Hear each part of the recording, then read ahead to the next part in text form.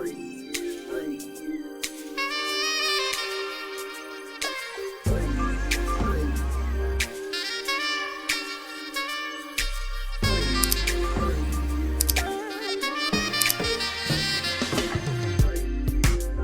everyone and welcome back to the channel, Say What's Real TV.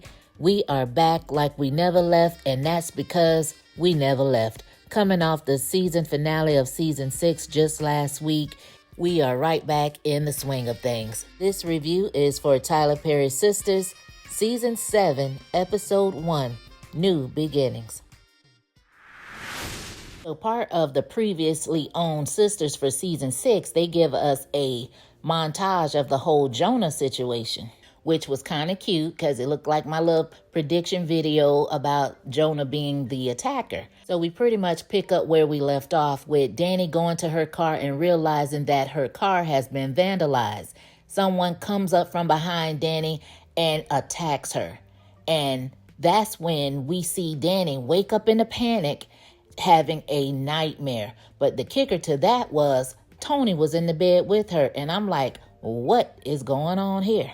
So in the synopsis, they tell us that we actually get a 3-month time jump. So these two apparently have been together for the last 3 months. Now, I will say that I am disappointed that I didn't get to see the initial courtship for Danny and Tony and for Sabrina and Rich. I feel like we got cheated out of that. We did get to see like Jordan and Andy go out on a couple of dates and interact and have conversations. But the first thing we see with Danny and Tony is them in the bed together. How did we get here? I probably would have felt a lot different maybe if Danny was over at Tony's place. It would have felt new. It would have felt like a new beginning or something. But I digress. Let me reel it on back in. But anyway, so she wakes up in this panic, and Tony, he is right there making sure she's okay, trying to see what's going on. And she realizes she's having this nightmare and tells him that it was just somebody trying to snatch her and put her in their trunk, and it felt really real. She really didn't want him fussing all over her and was telling him just to lay back down and go to sleep. She'll be fine. She said maybe it was something she ate or a TV show she was watching prior to going to sleep. And he says, are you sure that's all it is? Because sometimes your subconscious could be trying to tell you something, and that your dreams can have hidden meanings. She told him he watches too many tarot card readings, and he says to her, look, I'm worried about you. And he suggests to her that she goes and see a therapist. Danny gets in her feelings and try to make it seem like he's trying to call her crazy. That's why he's suggesting a therapist and tells him it's just a dream. And he's telling her, look, you've been having several of these dreams over the last 3 months. You keep waking up kicking and screaming out of your sleep. And she says that you're sounding like a broken record. He tells her, I hope I'm sounding like a man that cares about you. And I'm like, ooh, child, that's what I'm talking about. But Danny, she don't want to hear none of that. She's like, look, the only person I know that went to see a therapist is my crazy Uncle Junebug when he got out of the military.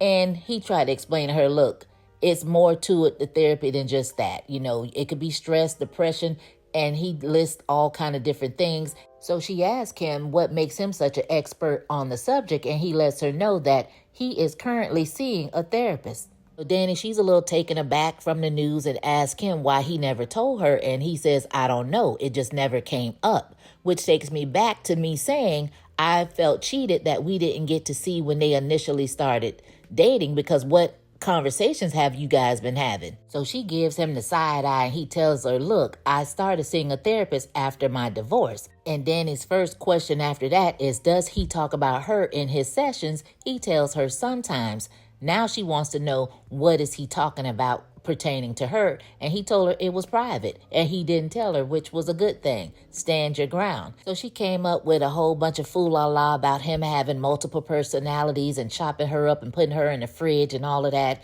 Tony says, you know what this is? This is Danny the deflector. Called her out on her BS. She tried to continue with that talk, and he said, look, let's get back to these nightmares, because he says that he sees how scared she is whenever she wakes up, and he feels like a therapist would be able to help her. So he makes her promise that she will at least think about seeing the therapist, and she's a little hesitant, but she does agree. He pulls her in towards him, and they give this passionate kiss, and we're led to believe that they had sex. Then we see Tony acting like, oh, he done left her in the bed. He go in the bathroom and jump on the phone and make a phone call. And I'm like, oh, no, he didn't. But we don't hear the conversation. So they left us wondering, who did Tony call? So we go over there to Karen's new location and we see Pam. She's online talking to her subscribers, and she is now a social media influencer.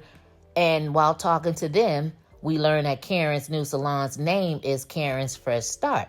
We then see Karen. She is now sporting a big belly for you fans who wanted a belly bump so bad, which I believe that is the only reason we got a 3-month time jump, because y'all wanted to see this belly bump. But anyway, she over there with a gut full of human, tucked in, pulled up, all of that. And she's fussing at Pam because Pam online instead of doing some work, and they need to get stuff done because she's getting ready to open a salon in a couple of days. And this is when we find out that Karen had to get a new contractor because Brian left her high and dry. So Pam asked her, did she ever find out what was up with him?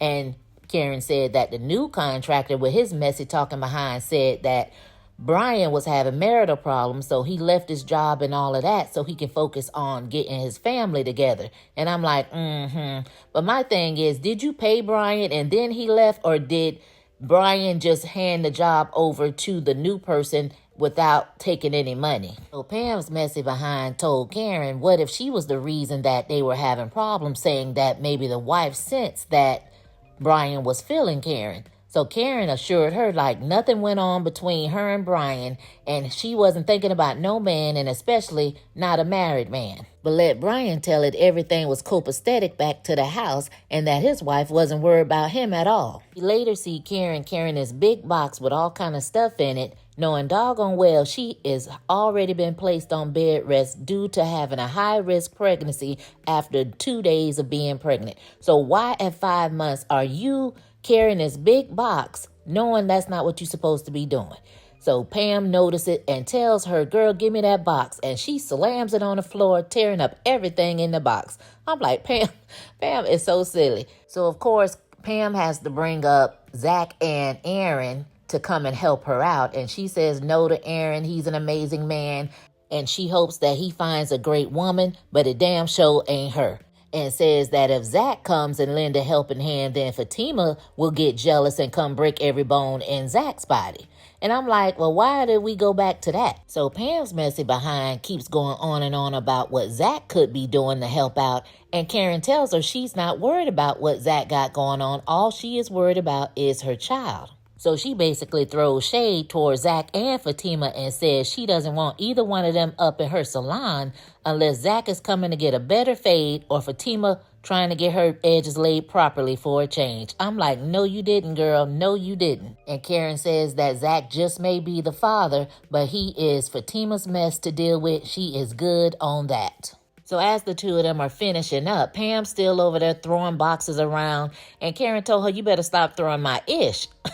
So Pam said, look, how long we got to go? Because I'm trying to hit the streets. So Pam, she invited Karen to come go out with her and just hang out and have a good time. And Karen was like, no, even if I wanted to mingle, nobody really wants a pregnant woman. And Pam told her, look, you're just pregnant. You're not dead.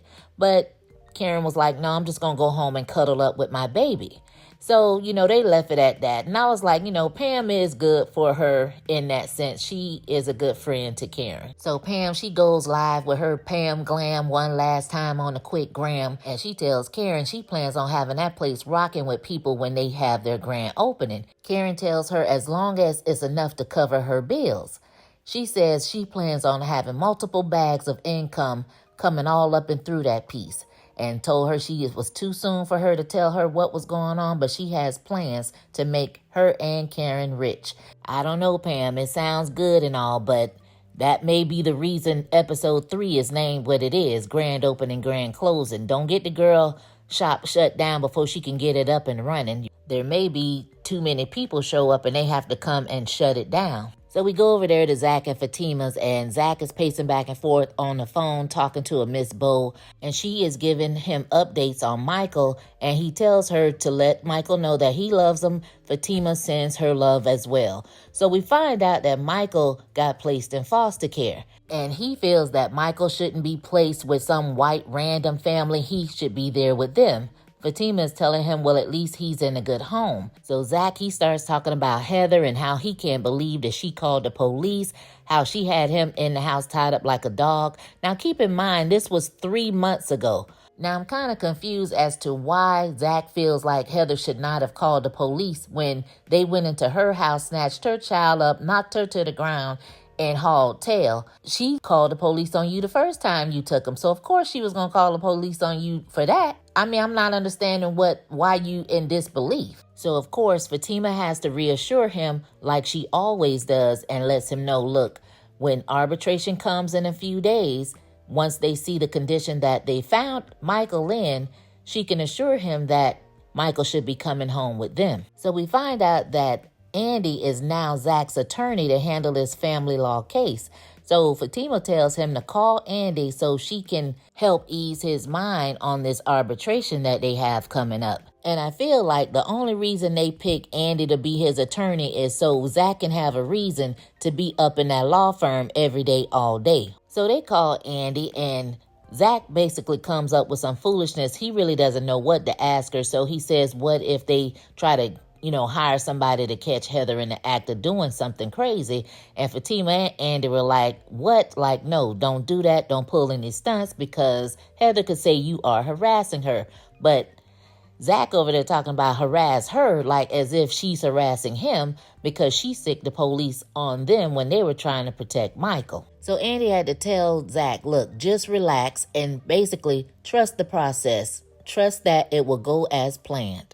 So him and Fatima, they kicked the bobo for a minute, and apparently the only thing that can keep his mind off of Michael is if him and Fatima go and have sex.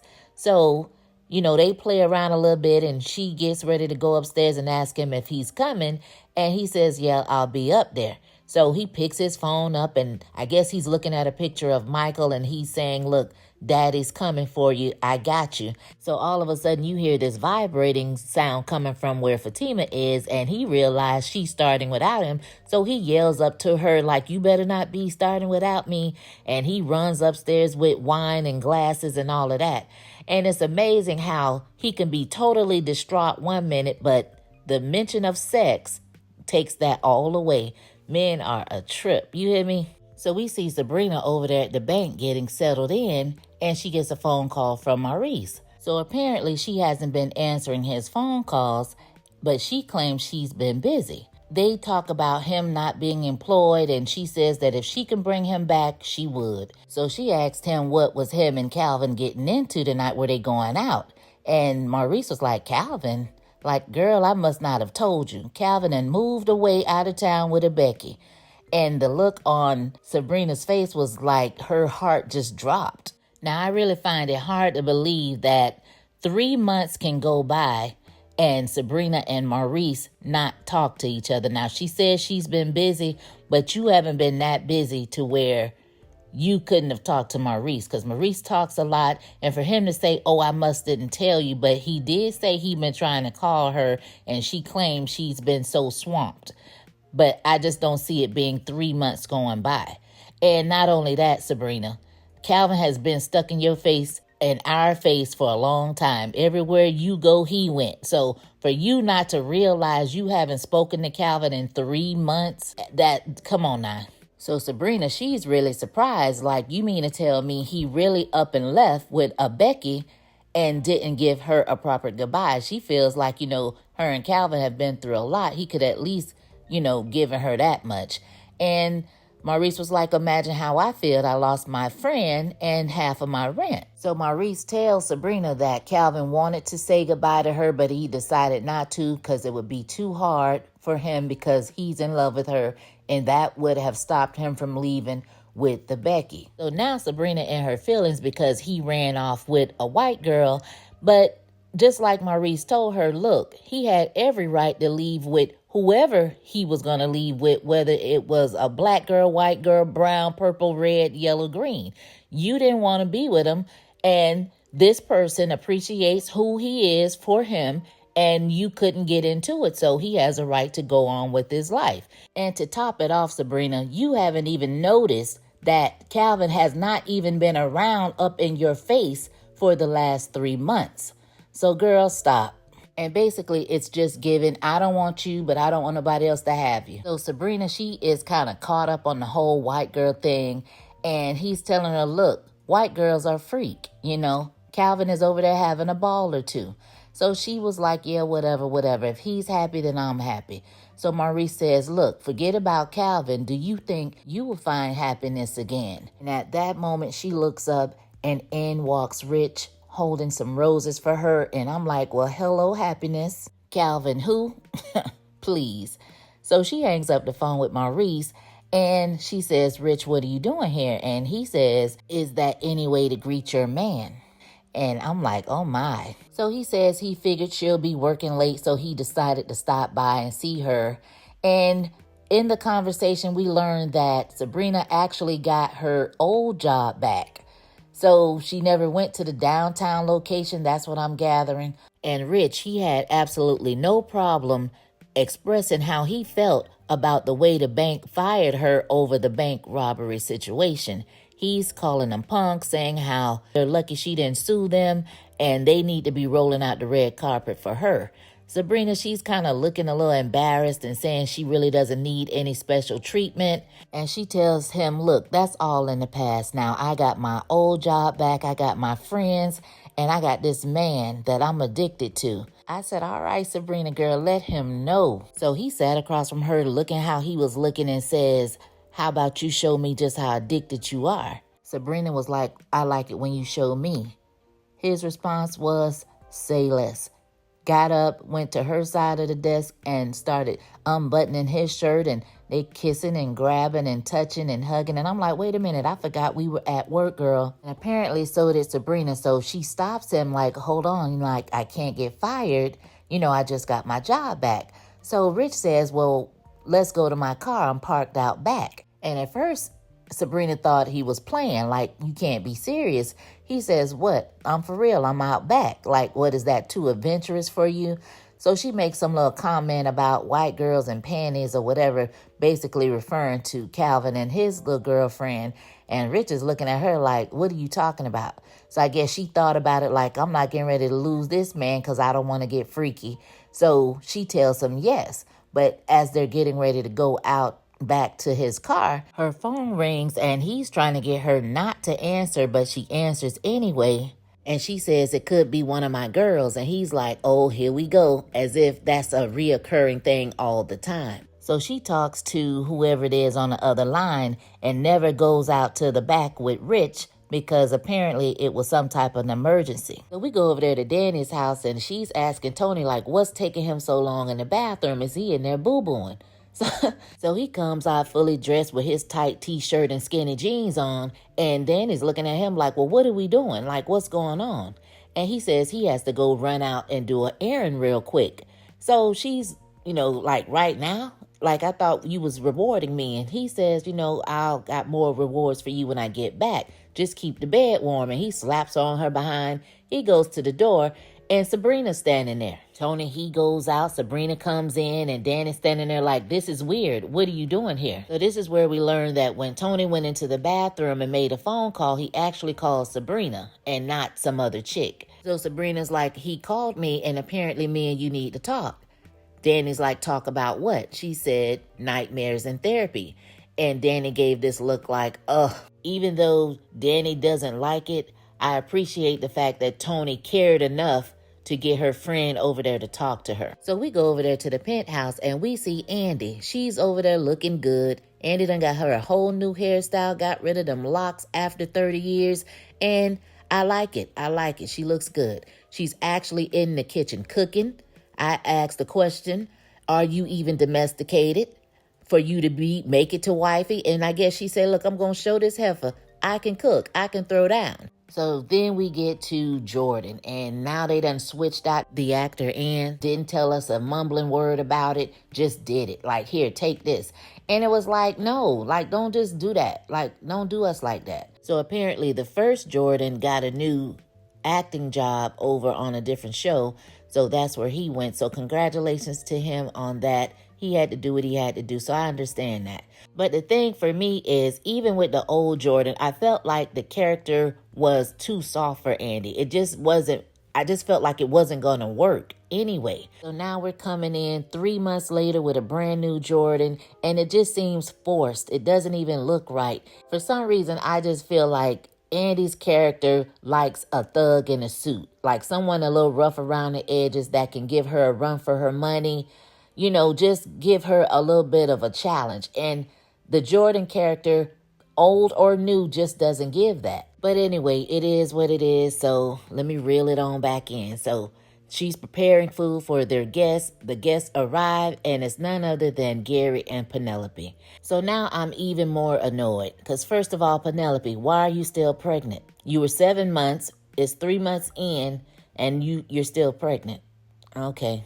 All right, let me move on. Number 2, Gary did say you were weak, and I guess he figured he'll get you back. So you actually stayed with Gary. After knowing he was a known cheater, you're still with him. Now, when he do something else to you, don't come crying all up in our face, because we don't want to hear it. Number 3, Andy, why are these people in your house? Why did you invite them over to your house? I'm not understanding. So are we, the audience, supposed to forget that Gary was plotting with Hayden to get revenge against Andy, Fatima, and I thought Penelope? Is that like non-existent now? Are we supposed to forget that that even happened? Because now everybody is being cordial and able to be in the same space, and I'm a little confused. So Jordan, he offers Gary some wine him and Andy went and bought from somewhere, and he was like, you need to try this. Gary automatically just starts being rude and says, I don't need to do nothing but stay black and die. And so he says he's just going to stick to the sparkling water because he's driving precious cargo, as he rubs Penelope's belly, saying, we wouldn't want nothing to happen to your sister or your future niece and nephew now, would we? So Jordan, he stepped up like he was getting ready to do something. And I'm like, okay, then let me see something then. But then, you know, the ladies had to kind of get in between them and break it up. So then he decides he's going to antagonize Andy and says he doesn't remember her being that much of a host when they were together. And I'm like, what difference does it make, Gary? You're there with your pregnant fiance. Like, why would you say all of that in front of her? But I'm not feeling sorry for you, Penelope, because that's what you get, girl, because I mean, I'm done. But anyway, this wasn't the time for you to be showing how jealous you are of what Andy has going on. So Andy is like, well, that's because Jordan brings out something in me. And they snickering and giggling and kissing and cuddling and all that in Gary's face. He's just standing there rolling his eyes up in the back of his head, frowning up, and I'm hollering.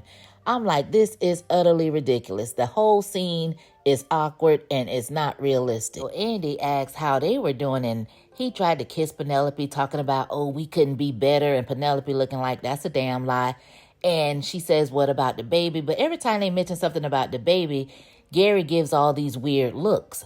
Like, you know, he got to take a drink of water. Like, you know, he gets kind of tensed up about it. So Gary, he got kind of fed up. Like, enough's enough. Like, we didn't come over here to play all these charades. Like, you didn't invite us over here for dinner or to talk about this pregnancy. So why are we here? And that's what we, the audience, would like to know, Andy. Why are they there? So Andy says that the reason she invited him is because Jordan missed his sister.